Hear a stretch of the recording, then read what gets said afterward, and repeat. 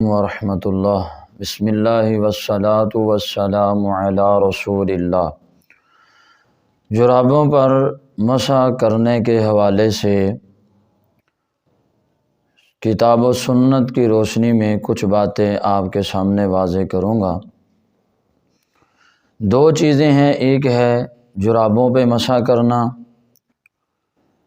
اور دوسری چیز ہے موزوں پر مسح کرنا۔ موزوں پر مسح کرنے کے حوالہ سے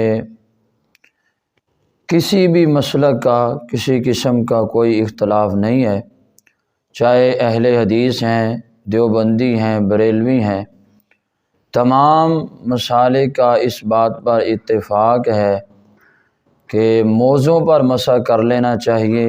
نبی کریم علیہ السلام سے ثابت ہے، اس میں کوئی حرج والی بات نہیں ہے۔ لیکن جرابوں پہ مسح کرنا، اس کے حوالے سے ہمارے معاشرے میں کچھ اختلاف ہیں۔ بعض مسلک والے کہتے ہیں مسح کر لینا چاہیے، بعض کہتے ہیں جرابوں پر مسح نہیں کرنا چاہیے۔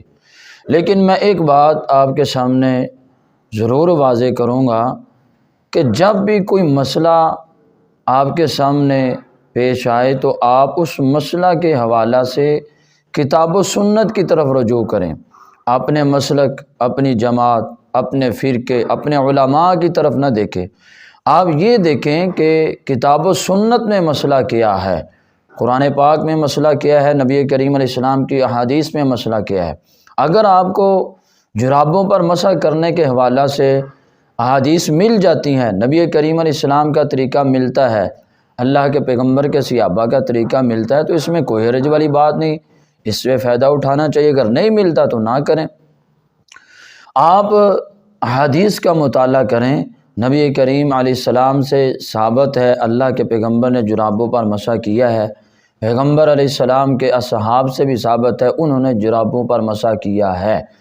جرابوں پر مسح کرنا جائز ہے، اس میں کوئی حرج والی بات نہیں ہے۔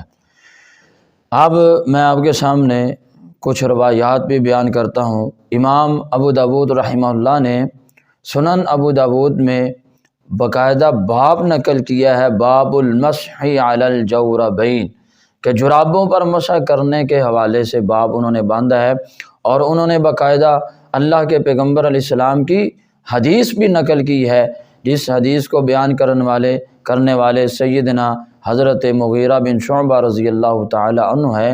وہ روایت بیان کرتے ہیں، نبی علیہ السلام کا طریقہ بیان کرتے ہیں۔ 159 حدیث ہے سنن ابو داود کی۔ فرماتے ہیں صحابی رسول کہ کان رسول اللہ صلی اللہ علیہ وسلم یمسح علی الجوربین، کہ پیغمبر علیہ السلام جرابوں پر مسح کیا کرتے تھے۔ حضرت مغیرہ فرماتے ہیں میں نے دیکھا کہ اللہ کے پیغمبر نے وضو کیا اور آپ نے اپنے جرابوں پر مسح کیا۔ اللہ کے پیغمبر علیہ السلام سے یہ طریقہ ثابت ہے، اس لیے جائز ہے، کوئی حرج والی بات نہیں ہے۔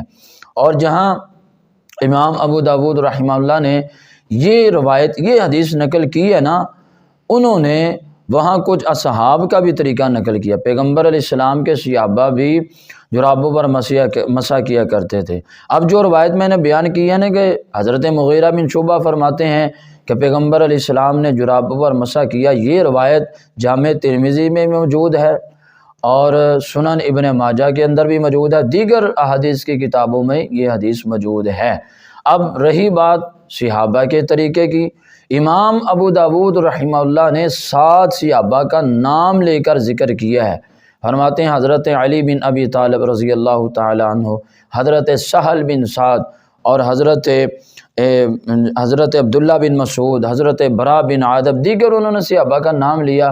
فرماتے ہیں یہ صحابہ ایسے تھے جو جرابوں پر مسح کیا کرتے تھے۔ تو جب نبی کریم علیہ السلام سے بھی ثابت ہے، آپ کے اصحاب سے بھی ثابت ہے، تو پھر اس میں کوئی حرج والی بات نہیں ہے۔ آپ اپنی جماعت، اپنے مسلک، اپنے علماء کی طرف نہ دیکھیں، آپ احادیث کی طرف دیکھیں، پیغمبر علیہ السلام کے طریقے کی طرف دیکھیں، آپ کی سنت کی طرف دیکھیں۔ اور قرآن نے کہا ہے اطیعوا اللہ و اطیعوا الرسول، اللہ کی اطاعت کرو اور اللہ کے رسول کی اطاعت کرو۔ یہ دین اسلام نے ہمارے لیے ایک آسانی والا معاملہ رکھا ہے، ایک سہولت والا معاملہ رکھا ہے۔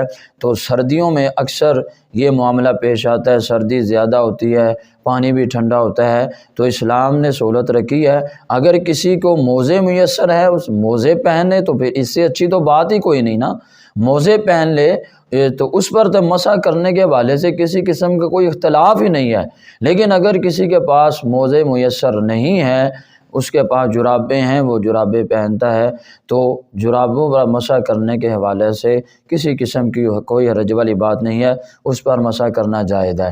لیکن ایک بات یاد رکھے، چاہے موزے ہوں چاہے جرابیں ہوں، اس پر مسح اس وقت جائز ہے جب وضو کر کے پہننے ہو، یعنی کہ کسی آدمی نے وضو کر کے جرابیں پہنی ہیں یا موزے پہنے ہیں تو پھر اس کو چاہیے اپنی جرابوں پر موزوں پر مسح کرے۔